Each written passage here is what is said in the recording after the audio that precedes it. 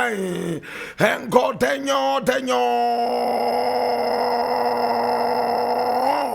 oh, what that day.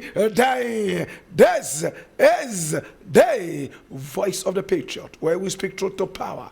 Now, here we don't criticize, but if we must, it would only be on one condition: to build and not to destroy. That is why we keep saying we are in the service of God and country.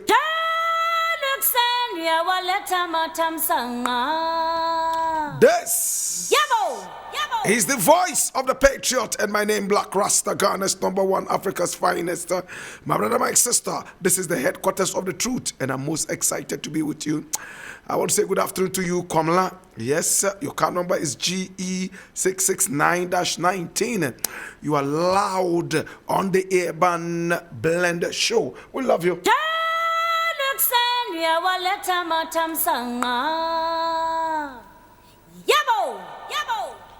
Now the next question I will like to answer is this question: are you ready for today's job? Certainly I am, my Lord and Savior. This is the voice of the Patriot.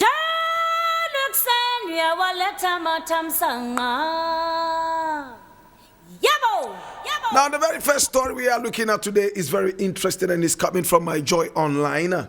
And I read, Hamamat and Wiyala land tourism ambassadorial roles. And I read, now the Ghana Tourism Authority, GTA, has set its sights on a major cultural offensive with plans to officially commission two of the nation's most influential northern icons, Hamamat Montia and musician Wiyala, as global tourism ambassadors.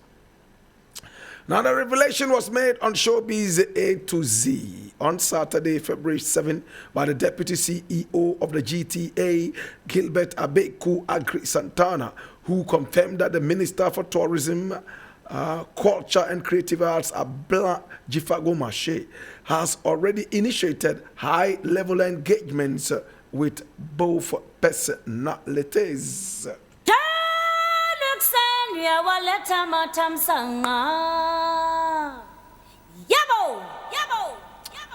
Now, my brother, my sister, I am excited about this, and the story is very simple.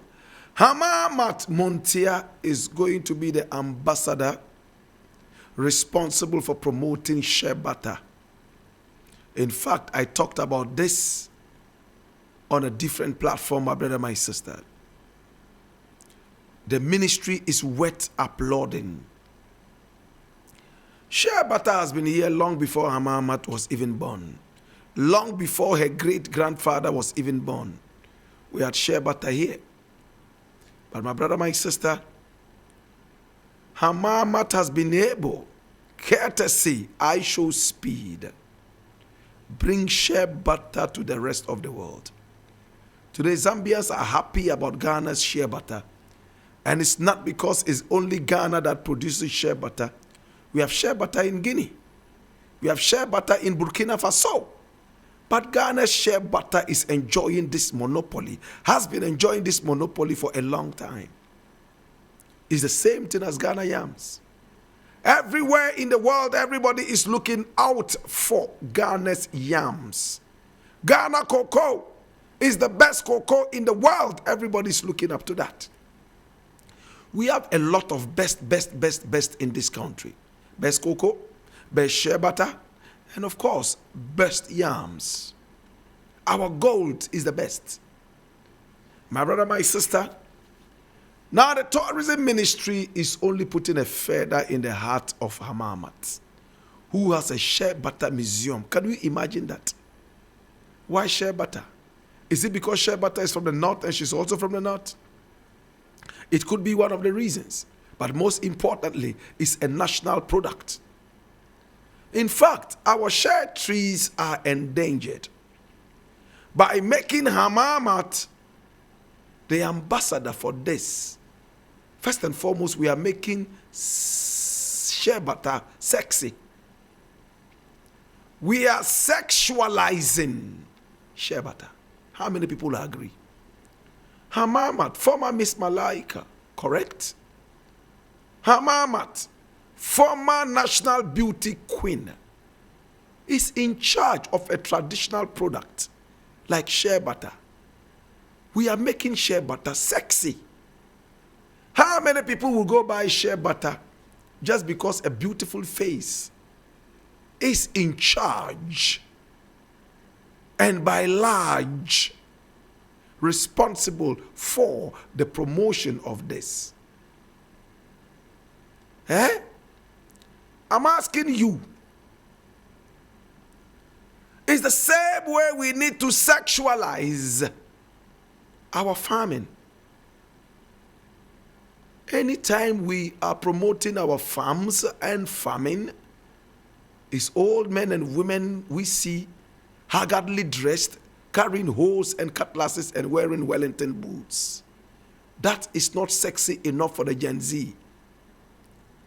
How many Gucci Gabbana wearing Gen Zs will be attracted by old men and women carrying cutlasses and hoes, haggardly dressed and wearing Wellington boots?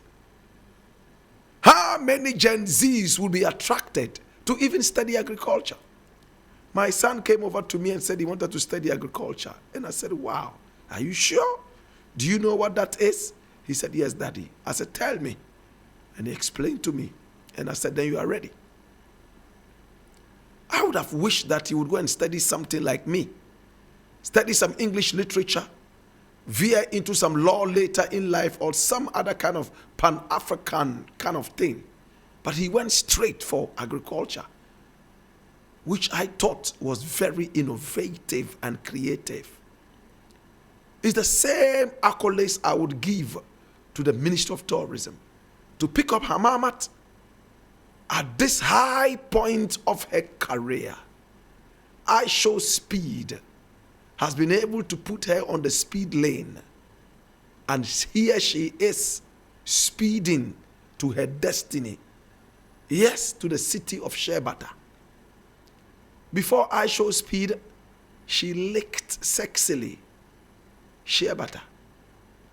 We saw how her tongue came out on the shea butter, licked the top part of the shea butter, and after that, she licked her finger dry before she went, mwah. We all saw that, didn't we? It's sexualizing the shea butter. That is enough promotion. Friends have called me from Germany to say they are, in fact, shea butter is run out. America, shea butter is run out. All because of Hamamat and I Show Speed. And of course, with all respect to Wudemaya, who together with his friends made this happen. My brother, it's a very beautiful move. Congratulations to Hamamat. Congratulations to I Show Speed. And congratulations to the beautiful tourism ministry. Now let me get to Wiyala. Wiyala has been labeled a fetish person all these years because of how she dresses. True? How many people see Wiyala and think that she's backward? Her hairstyle. She doesn't have jelly curls on her head. She doesn't have perming on her head. She's always wearing traditional hair do. Eh? Look how she dresses. Traditional. She has a song with Ayuf Soba that features Fugu. Today, Fugu is on vogue. Courtesy our Zambian brethren, heralding the President of the Republic's arrival in Fugu. Today, my brother, my sister, people who never even wore Fugu are looking for Fugu to buy. Today, you are less of a Ghanaian if you don't have a Fugu, true or false? Yes, everyone is going to look for Fugu. And we are all trumpeting it. With all respect, Fugu is not a blouse. My brother, how many people hitherto thought that Fugu was something that was backward? There were some meetings you went to, and once you were wearing Fugu, they asked you to turn back. Courtesy President Jerry John Rawlings, We saw how Fugu was promoted to the maximum. Yes, Kwame Nkrumah also wore it, but it was sparingly featured on him time after time. Rawlings wore it almost regularly. In fact, if you give credit to Rawlings as one president who trumpeted the beauty of Fugu rather than Kente, you wouldn't be wrong. True? Look how Rawlings decided to take it personal. Look how he even told us in some interviews that some people said that he was disgracing Ghana by wearing Fugu abroad. And he was angry and mad. Look how good it looked on Rawlings. Oh my God.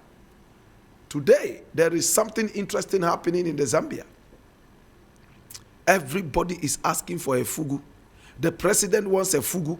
In fact, the first lady is asking if women too wear Fugu. And we said yes, but they have their own. The style is different, yet it's the same material. My brother, if Wiyala is put in charge of this, I wish Ayusoba was also included. Because Ayusoba has a Fugu festival, which Wiyala has featured in several times. But if it is cash constraints, Wiyala is all right. And I think that Wiyala has been doing a great job with this traditional thing. There was a time somebody even branded her as somebody doing fetish music. I remember that clearly. Ghanaians labeled her as somebody doing fetish music. Today, my brother, my sister, it is clear that we are not ready for things that are our own. We are waiting until a certain controversy comes along, then we all own up to the thing. Any which way. Congratulations to Wiyala. Congratulations to Hamamat. Congratulations to all the people playing the role.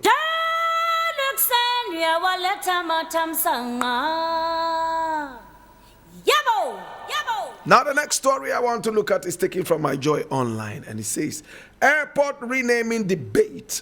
KT Hammond tells NDC to dissolve if it truly opposes coups. And I read, former Minister for Trade and Industry Kobna Tahiru Hammond has launched a sharp attack on the ruling National Democratic Congress, arguing that the party should dissolve itself if it genuinely opposes coup d'etats.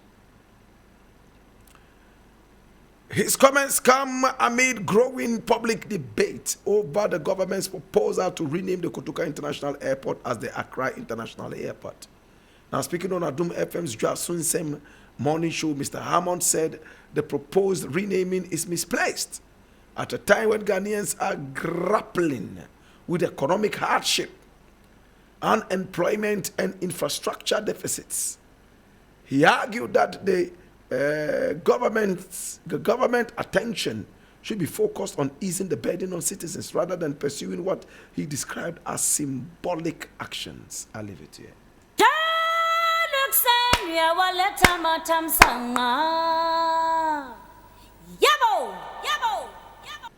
Well, they say common sense is not common to common people. And one of those common people is KT Hammond. Listen to the childish attempt at sarcasm. Infantile attempt at sarcasm. I'll give him an F, not for fail, but for something else. My brother, my sister, listen to this childishness. And come to think of it, this man was a minister of state. Come to think of it, this guy here was an MP representing some people. I would want to believe that he represented, well, I will hold it down. Easy. What a shame.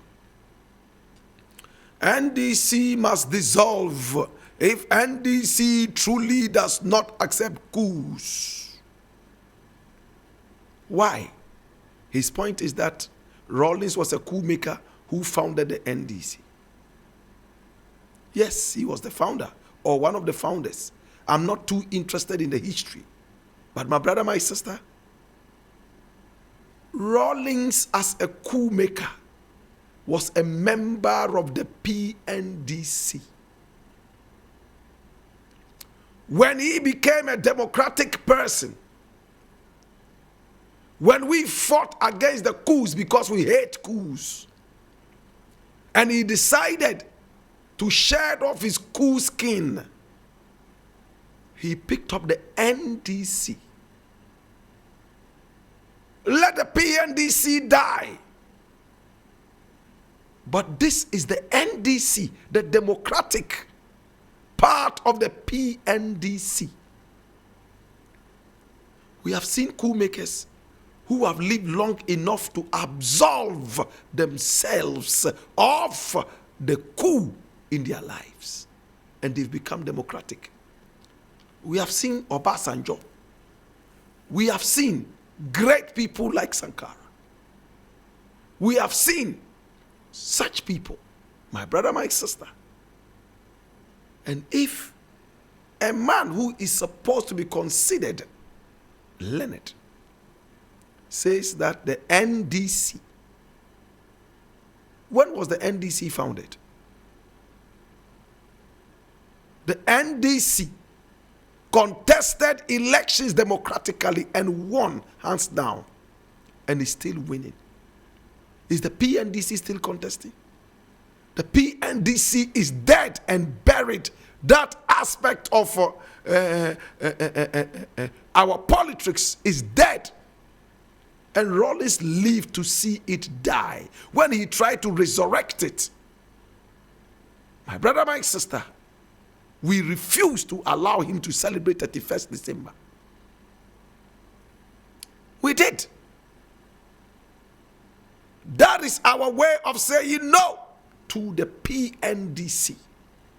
Why should a man remain the same forever? So there's no hope for a hopeless sinner.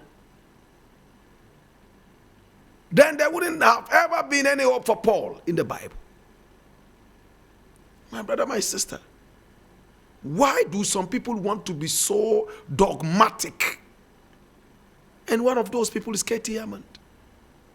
The man has been able to absolve himself of this thing called the coup. He became one of our most democratic leaders in this country.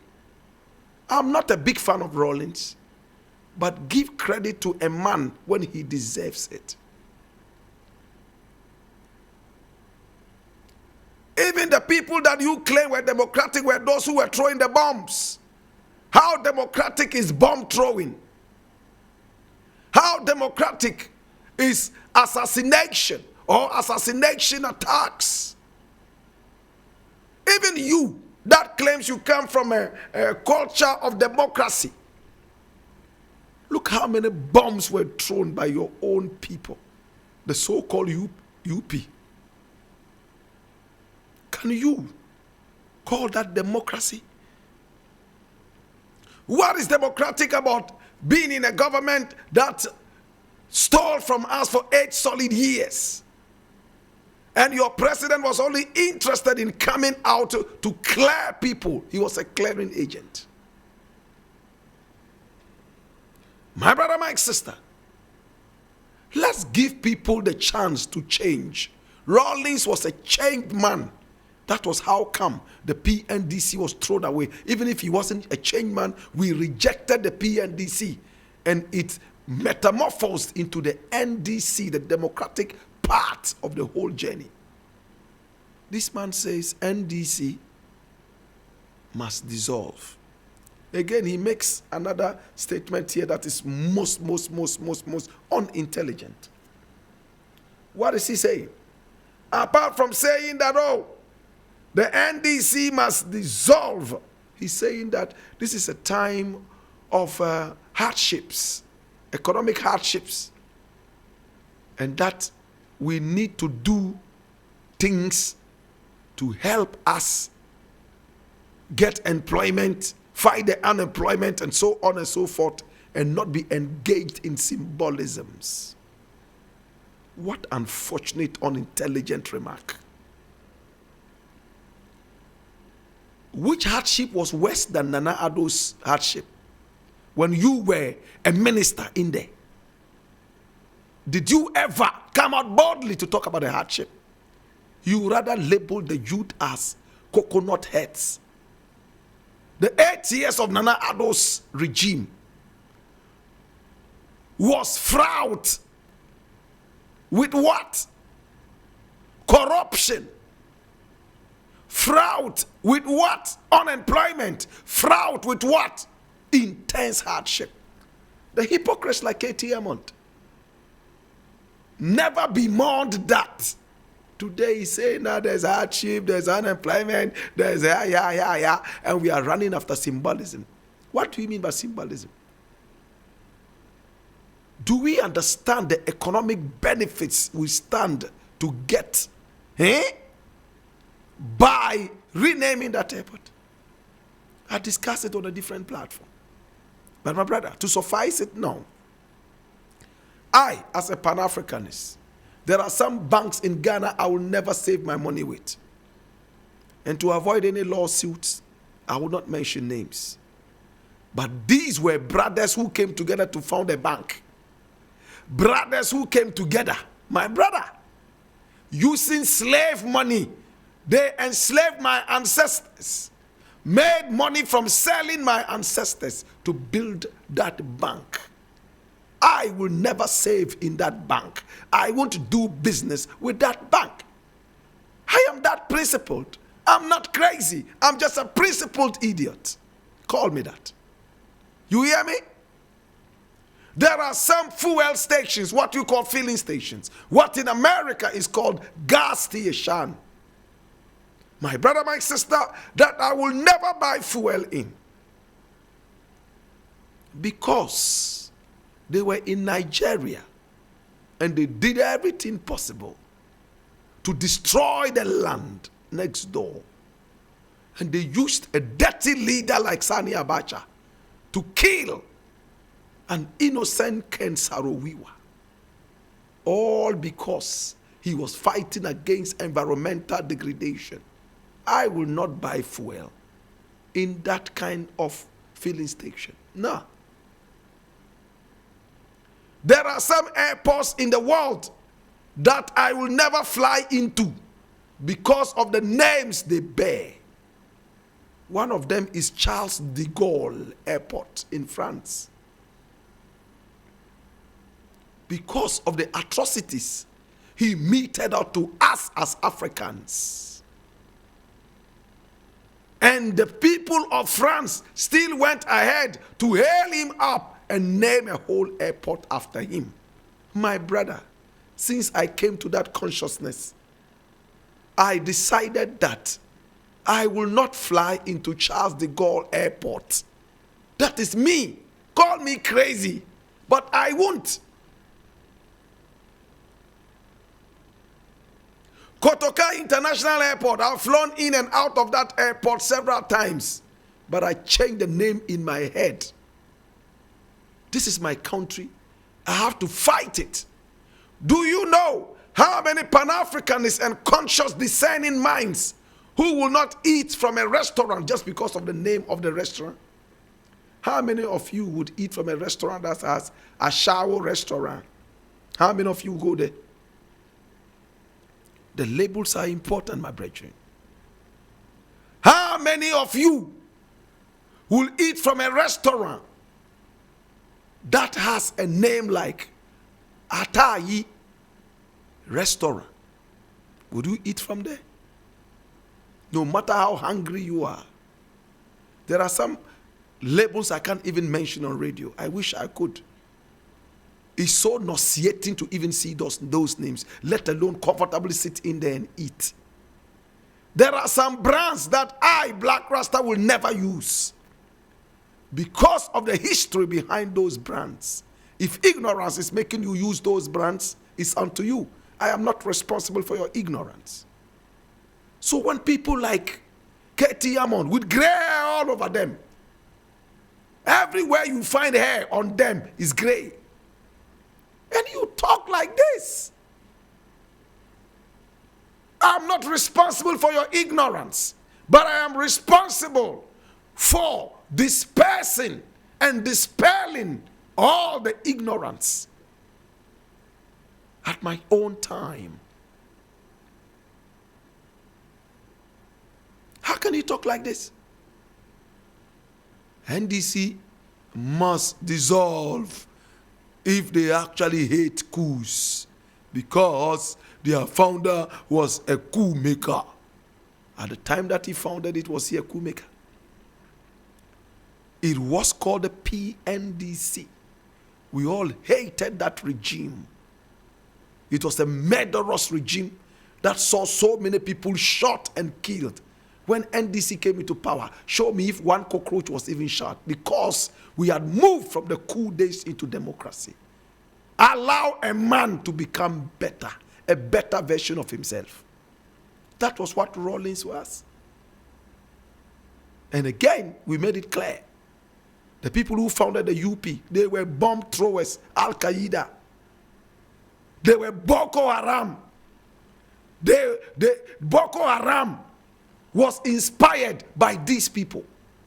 See how many times they tried to bomb Nkrumah. They made him paranoid, to the point that he started to institute a one-party state. I would have done that too. My brother, I was involved in an accident once as a student, moving from Hamamat Secondary School, Kumasi, to my home in Tamale. The Ovan bus crashed. I had a few scratches on my body. Nobody died, thank God. But from that time, I became paranoid. You know what it means to say paranoid? I'm not in a mood to explain that this afternoon. Look, anytime the car, even any car, bumped into a small pothole, I raised my head quickly as if to fly out of the car. That's paranoia. That's the noun, paranoia. That's what it is. Let alone a man who saw people torn into pieces by bombs that were meant for him. Are you crazy? If I can be paranoid because I was involved in an accident that no blood was shed, and for so many years I continue to be in that paranoia.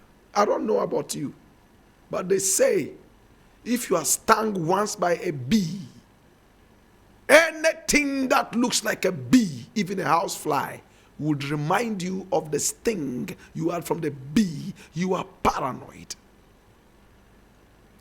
If a lady in red broke your heart once, a lady in brown reminds you of the lady in red. You are paranoid. Do you understand? It is what it is, my brother. At this point, my brother, my sister, I think Hammond, well, I do not know. Maybe it is dementia. Maybe it is overeating. Maybe he had a nightmare last night. Maybe it's something I don't understand. But please spare us these unintelligent remarks over and over. In fact, you fill our ears with these nasty noises. I beg you. I leave it here. Matam sanga